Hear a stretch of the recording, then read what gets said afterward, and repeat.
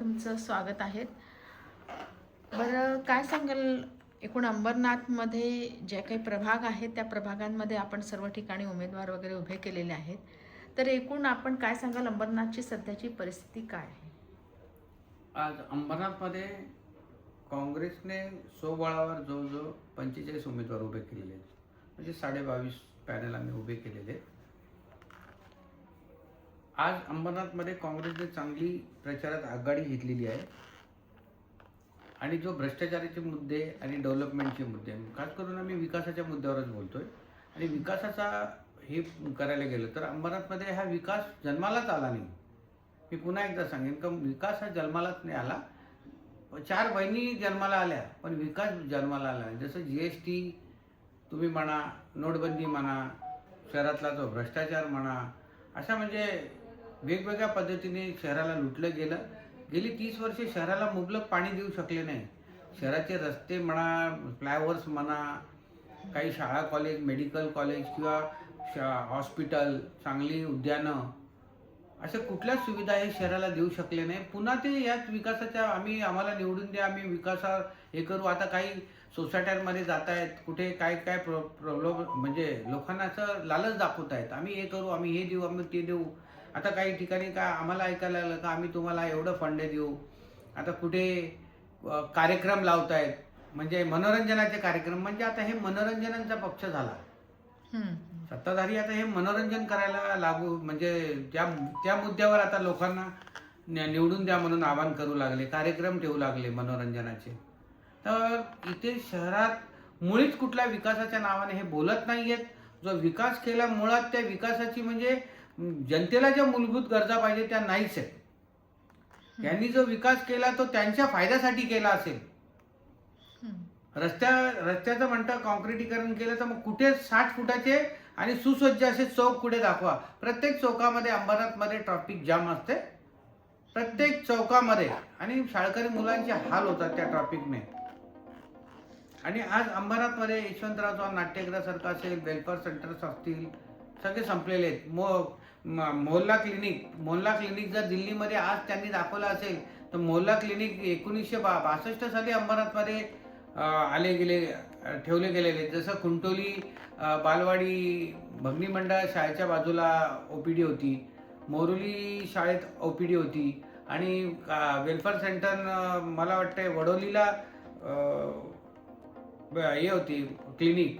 मग छाया हॉस्पिटल पण होतं, सुसज्ज सगळं असताना आज अशी अंबरनाथची परिस्थिती का प्रत्येक इलाजाकरता आपल्याला अंबरनाथ शहराबाहेरच जावं लागतं. ते मुंबई असू दे, कल्याण असू दे, ठाणा असू दे. म्हणजे अंबरनाथ शहरामध्ये आजही आम्ही दवाखान्यांपासून वंचित. सुसज्ज असं कुठेच आम्हाला हॉस्पिटल नाही आहे का जिथे करून आम्ही असं गेलो का आम्हाला जागच तिकडे सगळ्या गोष्टीचं आहे. प्रत्येक गोष्टीला आम्हाला उल्हासनगर, कल्याण किंवा ठाणा, मुंबईत जावं लागतं. आज अंबरनाथची अशी कंडिशन आहे का अंबरनाथमध्ये पुरेसं मुबलक पाणी नाही. प्रत्येक ठिकाणी रस्ते खोदलेले, केबल टाकणारा रस्ता बनवताना कुठेच प्लॅनिंग नाहीये का ढग पाहिजेत. प्रत्येक वेळेस केबल टाकताना, पाण्याची लाईन टाकताना 500 कोटीच्या लाईनी टाकलेल्या आहेत आतापर्यंत त्या पाण्याच्या, पण त्याला पाणी नाहीये. टाक्या बांधल्या, त्याला पाणी नाहीये. मग तुम्ही पैसे खर्च करता, पहिला पाणी आणण्याची व्यवस्था करा ना. आता तुम्ही आणत्या उल्हास नदीमधून पाणी आणण्याचं आम्ही मागणी केल्यानंतर तुम्ही त्याला आम्हाला शासनाने मंजुरी दिली आणि त्याचा श्रेय घेण्याचा प्रयत्न करता. मग उल्हास नदीमधून येणारा पाणी हा किती घाण आहे आणि तो पाणी आम्हाला का पाजताय. तुम्ही आम्हाला बारवी नदीचं पाणी द्या ना, बारवीतून उचलून. बरं, अंबरनाथमध्ये जरासा स्लम एरिया पण वाटतो. आणि आपण तुमच्याच जवळचं जर बदलापूर बघितलं तर बदलापूरमध्ये तसा बराचसा विकास झालेला वाटतो.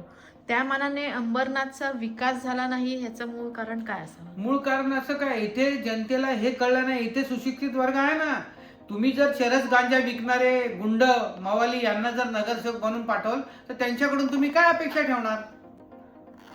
जर तुमचे उमेदवार चरस गांजा विकणारे किंवा ती दारूचे गुट्टे चालवणारे आणि मटक्याचे व्यापारी जे मटके चालवतात त्यांना जर तुम्ही उमेदवाऱ्या द्याल आणि त्यांना जर तुम्ही निवडून द्याल तर मग तेच अपेक्षा राहणार. मला सांगा ना, 30 वर्षामध्ये अंबरनाथच्या जनतेने काय पडलेले आहेत. लोकांचे खून पडलेलेच पाहिलेले आहेत. एकामेकाचे कुरघोडी राजकारण आणि त्यात बोकाळलेला भ्रष्टाचार ही अंबरनाथला लागलेली कीड. म्हणजे आता ही वेळ आलेली आहे, लोकांना मला सांगण्याची वेळ येते का तुमच्या हातात बटन असताना जर शहराचा विकास पाहिजे तर एकच बटन दाबायचं, एक दिवस जा 1 तासाकरता आणि तो बटन दाबून या परिवर्तनाचा बटन. नाही तर तुम्ही पाहतात एकमेकावर काय चाललेले कुरघोडी, तिथं आम्हाला बोलायचीच गरज नाहीये. आमचं म्हणणं काय विकासाचं बोला. तुम्ही शहरामध्ये काय डेव्हलपमेंट आणणार, काय निधी आणणार, त्याचा कसा विकास केला जाणार, महिलांसाठी काय तुम्ही लघु उद्योग आणणार आहेत. आज अंबरनाथमध्ये MIDC आहे, मला वाटतं उल्हासनगरला पण नाही, कल्याणला पण नाही एवढी मोठी, बदलापूरला पण नाही एवढी मोठी MIDC अंबरनाथला आहे. आणि इथला जो तरुण युवक आहे तो बेरोजगार आहे आणि तो मुंबईला कामाला जातो. मग आपल्याकरता रोजगार मेळावा भरायला पाहिजेत, महिन्यातून 2 रोजगार मेळावा झाले पाहिजेत. का किती तरुण बेरोजगार आहेत, प्रत्येकाची नोंद आली पाहिजे नगरपालिकेला, प्रत्येक नगरसेवकाला त्याला बोललं पाहिजे.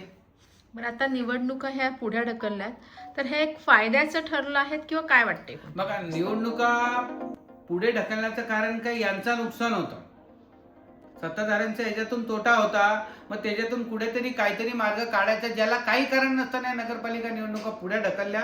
ठीक आहे, तो जर त्यांना फायदा, पण त्याचा आम्ही जनतेला सांगू का हा जनतेचा फायदा आहे, का तुम्हाला पुन्हा विचार करण्याची वेळ दिलेली आहे का तुम्ही बदल घडवा.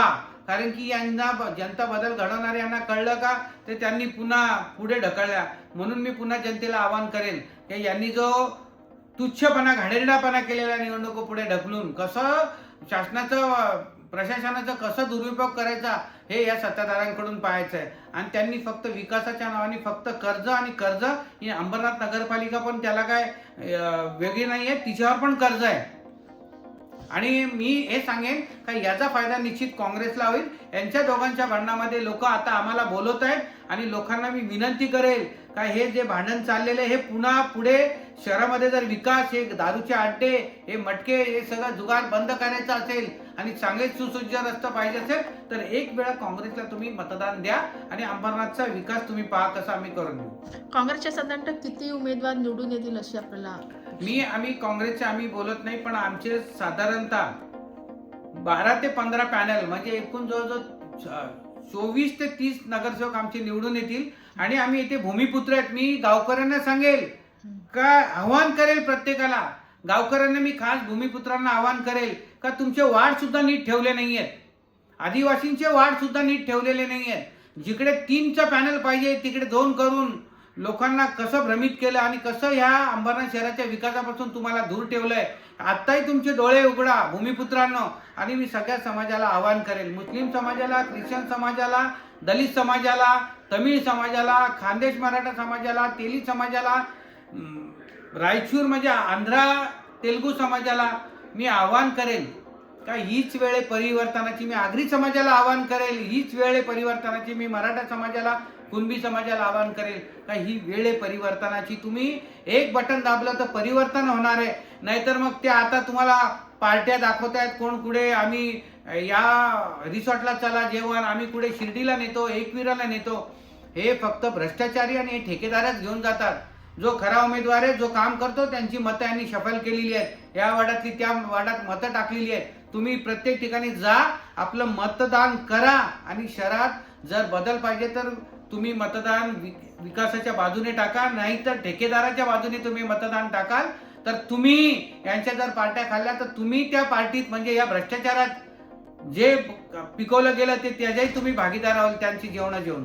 तर माझी इच्छा आहे का प्रत्येकाने, मी मुस्लिम समाजाला आवाहन करेल का हे जे आता मुस्लिम समाजाचे सदर आहेत यांना जर शिवसेनेने उमेदवारी दिली आहे तर फक्त मुस्लिम समाजामध्ये 2 भाग करण्याकरता दिलेली आहे आणि ते त्याला बळी पडलेले आहेत. जे शिवसेनेच्या दावणीला बांधले गेलेले सदर, माझा त्यांना काय वैयक्तिक विरोध नाहीये, पण त्यांनी समाजाचा विचार करायला पाहिजे होता का तुम्ही समाजाचा एकोपा तुम्हाला बिघडवण्याकरता घेतलेला आहे. आणि या अंबरनाथच्या विकासामध्ये आज जर मुस्लिम समाजाने, ख्रिश्चन समाजाने, दलित समाजाने आणि येथील भूमिपुत्रांनी जर भूमिका बजावली विकासाच्या बाजूने तर अंबरनाथ शहर सुधरेल. अन्यथा पुन्हा ठेकेदार आणि गुंडेशाहीच्या हातात जाणार आहे. याला पुढचा मार्ग बंद राहील. आणि मीही विचार करेन का आता या बस झालं, कारण की ज्यांना आपण शिकवायला जातं त्यांना अक्कल आहेत, त्यांनी त्यांच्या बाजूने जर त्यांची अक्कल लावून दिलं मतदान तर पुन्हा 30 वर्षे गेलेत, पुन्हा पुढचे 30 वर्षे जातील. याच्यात काही दुमत राहणार नाही आणि ही हुकुमशाहीच चालेल अंबरनाथमध्ये आणि लोकांचे मुर्दे पडत राहतील, याला काही दुमत नाही आहे. धन्यवाद. मला आपण संधी दिली बोलण्याची. मी अंबरनाथकरांना विनंती करेल का आपण काँग्रेसला साथ द्या, विकासाला साथ द्या. धन्यवाद. नमस्कार.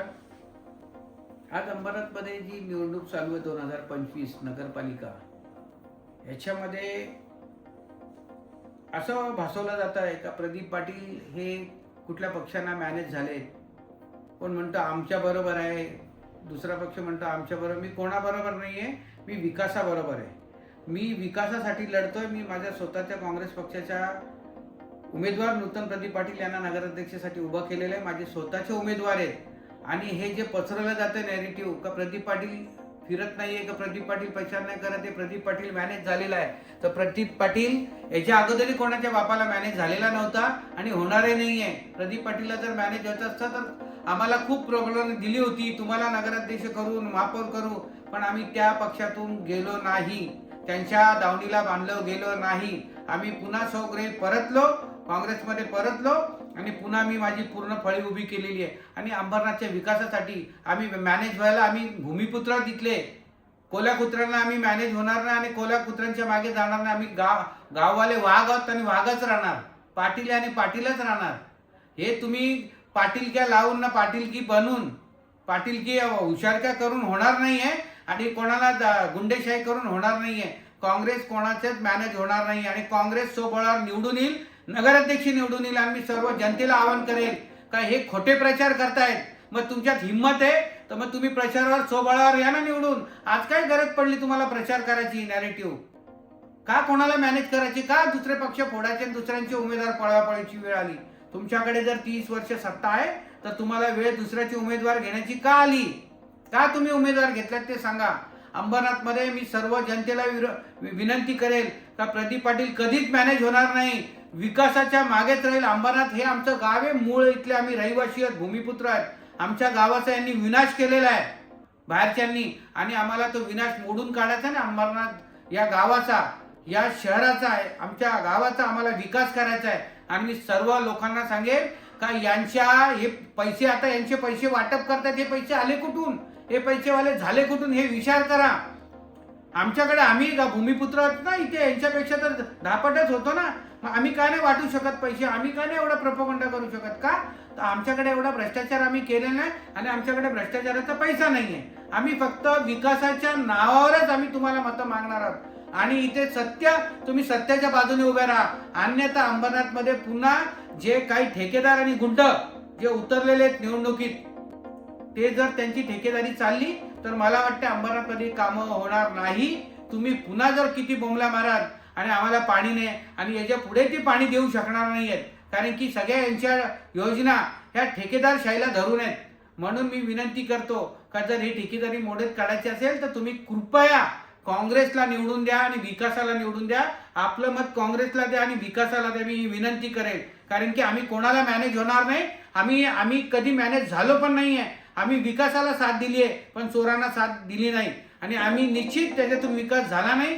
आपले खासदार पण चांगले होते. मला सांगा, अंबरनाथ शहराला मुख्यमंत्री लाभले होते, खासदार लाभले होते, मुख्यमंत्री पुत्र, आमदार आपल्याला व्यवस्थित होते, मग यांनी विकास का नाही केला. यांनी जर सगळे फंड पाठवले मग हे विकासाचे पैसे खाल्ले कोणी, या भ्रष्टाचारांनी खाल्ले आणि त्यांच्या नावावर आपण काही बोलून उपयोग नाही. आम्हाला तुम्ही निवडून द्या, ह्याच खासदार, ह्याच आमदार आणि ह्याच उपमुख्यमंत्र्यांकडून आम्ही अंबरनाथचा विकास घडून घेऊ. कारण की तेवढा अधिकार लागतो. जर चोऱ्या करत असतील तर तुम्ही विकासच केला नाही तर का नाही तुम्हाला, मग लोक का तुम्हाला दारोदारी फिरण्याची वेळ आली, का तुम्हाला पुन्हा आम्हाला निवडून द्या आम्ही विकास करू बोलण्याची वेळ आली. विकास केला असता तर तुम्हाला जनतेने घरी बसून निवडून दिला असतं. माझी विनंती आहे सर्व जनतेला, कुठेच कोण मॅनेज होणार नाही. प्रदीप पाटील हा धडाडीने लढणार म्हणजे लढणार.